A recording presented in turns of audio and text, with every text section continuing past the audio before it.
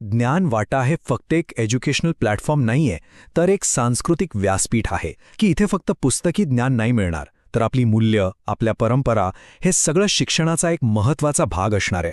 ज्ञानाचा प्रकाश प्रत्येक मनात. सबस्क्राईब बटन आणि बेल आयकॉन. पण जरा थांबा, हे फक्त एक क्लिक करण्यापुरतं नाहीये. हे एक आमंत्रण आहे एका मोठ्या कुटुंबाचा भाग होण्याचं आणि ज्ञानाच्या या प्रवासात त्यांच्यासोबत सतत कनेक्टेड राहण्याचं. हे फक्त एका चॅनलला सबस्क्राईब करणं नाहीये, तर शिक्षण आणि संस्कृतीला एकत्र आणणारी जी एक चळवळ आहे, त्या चळवळीत सहभागी होण्याचं हे एक आवाहन आहे.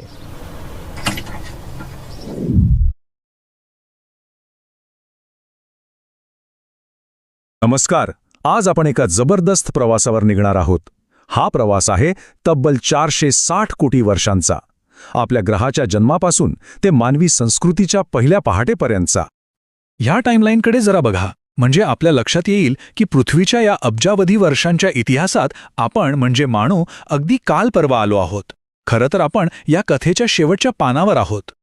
चला तर मग सुरू करूया आपल्या कथेचा पहिला अध्याय. हा अध्याय आहे एका धगधगत्या पृथ्वीचा, डायनासोरच्या साम्राज्याचा आणि त्या साम्राज्याचा अंत करणाऱ्या एका महाभयंकर घटनेचा. आजचे पृथ्वी विसरून जा. अब्जावधी वर्षांपूर्वीची पृथ्वी म्हणजे अक्षरशः नरक होता. सगळीकडे ज्वालामुखी, लाव्हारसाच्या नद्या आणि विषारी वायू. जीवनाची शक्यताच नव्हती.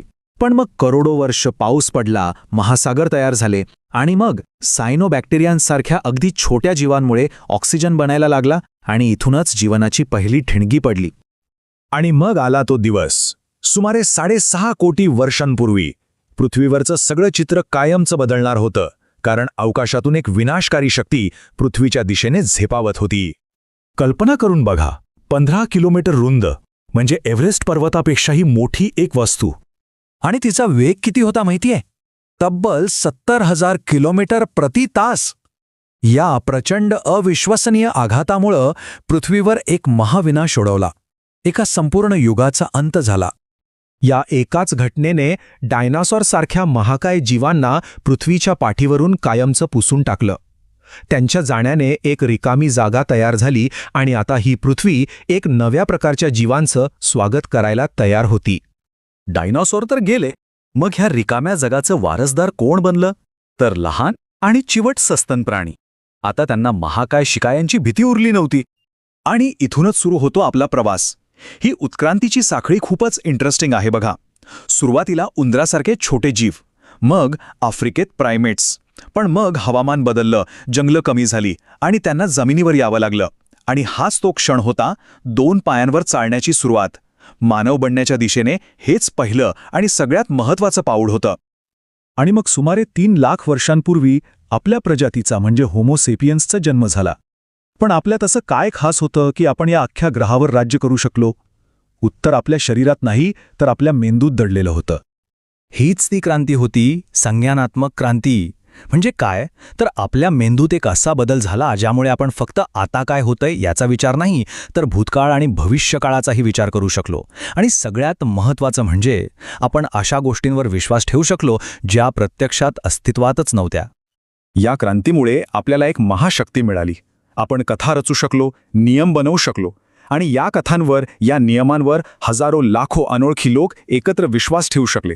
विचार करा, देव, राष्ट्र, पैसा, कायदे या गोष्टींना भौतिक अस्तित्व आहे का? नाही, ते आपल्या सगळ्यांच्या सामूहिक कल्पनेत आहेत. आणि याच शक्तीच्या जोरावर आपण मोठमोठ्या कंपन्या, शहरं आणि साम्राज्य उभी केली. हे वाक्य बघा, यात सगळं सार आहे.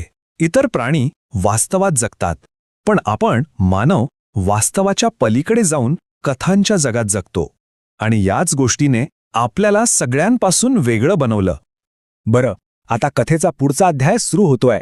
होमोसेपियन्स आता आपल्या घरात म्हणजे आफ्रिकेत शांत बसणार नव्हते. त्यांनी सीमा ओलांडल्या आणि संपूर्ण जग जिंकायला निघाले.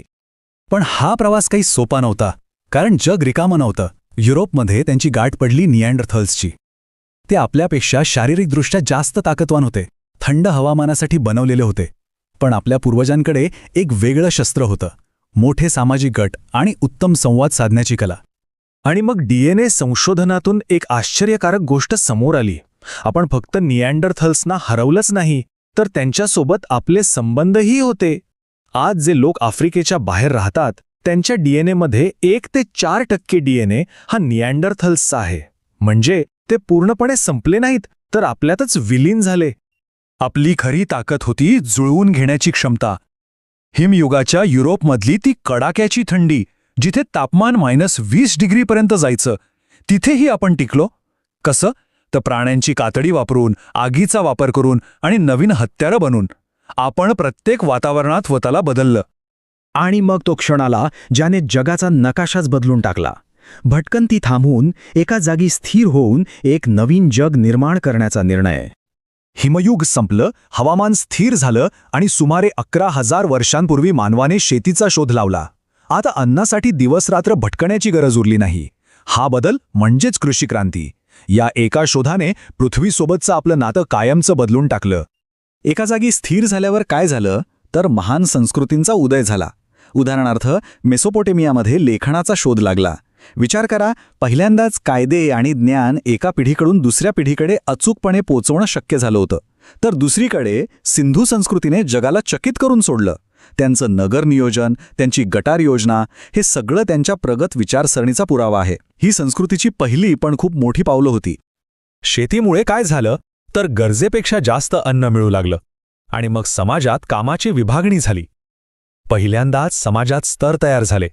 सगळ्यात वर राजे आणि धर्मगुरू, मग सैनिक, व्यापारी आणि सगळ्यात खाली शेतकरी. एका गुंतागुंतीच्या आजच्यासारख्या समाजाचा पाळा रचला गेला. आपण या ग्रहावरचे सर्वात यशस्वी प्राणी बनलो. मोठमोठ्या संस्कृती उभ्या केल्या, हे खरंय. पण या प्रवासात आपण आपल्याच भावंडांना म्हणजे इतर मानवी प्रजातींना आणि अगणित इतर जीवांना पृथ्वीवरून कायमचं नष्ट केलं. तर मग ही कहाणी मानवाच्या प्रगतीची आहे की या ग्रहाच्या विनाशाची? हा प्रश्न प्रत्येकाने स्वतःला विचारायला हवा. आपण ज्ञानवाटा चॅनलवर दिलेल्या प्रेमासाठी मनापासून आभार. सबस्क्राईब करा, लाईक करा, शेअर करा आणि आता तुम्ही तुमच्या जवळच्या लोकांना यात सामील करून घेऊ शकता. तुमचे विचार नक्की सांगा.